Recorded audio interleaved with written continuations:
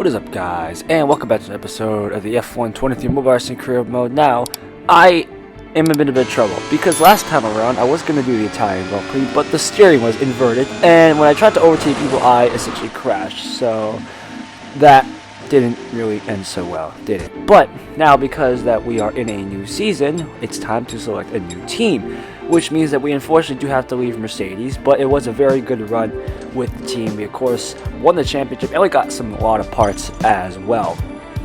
But we're now on to Expert 1, or actually we could also look at potentially Expert 2, but I think for now we might stick with Expert 1, but those are the teams that are potentially offered for Expert 2.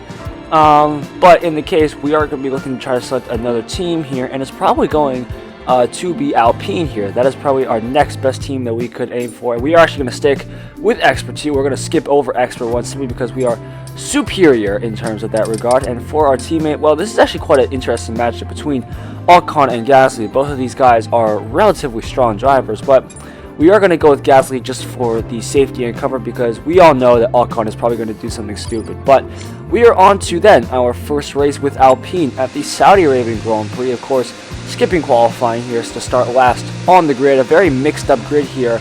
And, well, Gasly is quite up there, so we have a bit of a task on our hands to try and see if we can do anything as we go to 5. Red lights and for the Saudi Arabian Grand Prix.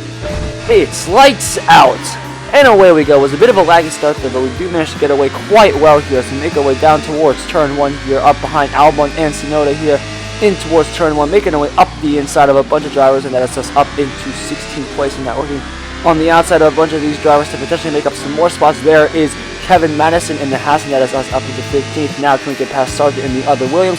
Yes, we can. We almost tried to make a move on Hulkenberg, but it was just not meant to be. And also the lag is severely starting to kick in as there is a massive drop of frame rate here as Hulkenberg gets all out of shape there. I think there's one of the Mercedes, and there's Russell up ahead. We almost had to look up on the inside, but we're going to stick and wait out here as we move our way on the outside up into 13th place. So there's good progress here in lap 1 as we make our way into this left-hander at about a rate of about 1.5 frame rates per year.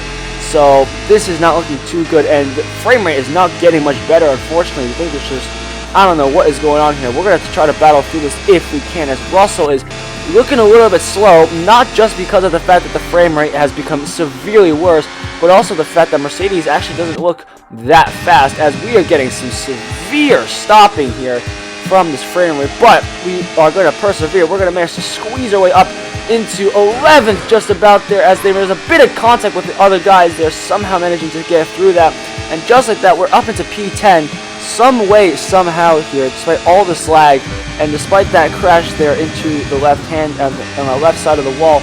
But we do manage to keep going here. Now we have Piastri in our side as the frame rate looks to be improving just a little bit here as we make our way down towards the final hairpin, getting a bit of a distance slipstream from the Australian driver just up ahead, and now the slipstream is really starting to kick in here. We're going to now make a move on the inside of Oscar Piastri into the final corner. A very nice move, and now we have Lewis Hamilton in our sights as well. We get a good exit there out of that last corner here, powering our way past Alpine Power versus Mercedes Power, and somehow, very unrealistic, unreal life, the Renault Power actually manages to get through quite convincingly there as we start lap number 2 then of this Grand Prix here in towards turn 1. Perez is looking a little bit slow in that Red Bull. Can we try to maybe catch him off guard as we switch from outside to inside? But that Red Bull has some decent acceleration off the line there. Can Norris hold him up just a little bit? He actually will there, and we swoop up into P7. This is all looking really good so far here, as Norris is now our next target up ahead. He's actually looking a little bit slow here. We actually have a decent look here up on the inside. We try to make a move, but